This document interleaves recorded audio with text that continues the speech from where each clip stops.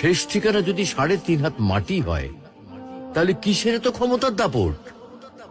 ভোর 5টায় মৃত্যু, সকাল 6টায় জানিয়ে দেওয়া হবে মাইকে, 8টায় শেষ গোসল করানো হবে, 9টায় তোমাকে নতুন কাপড়ে সাজানো হবে, জোহরের নামাজের পরে তোমার আলিশান বাড়ি থেকে বের করে নিয়ে যাওয়া হবে, 2টায় তোমার জানাজার নামাজ পড়ানো হবে, 2:30টায় তোমাকে কবরে নামিয়ে ফেলা হবে।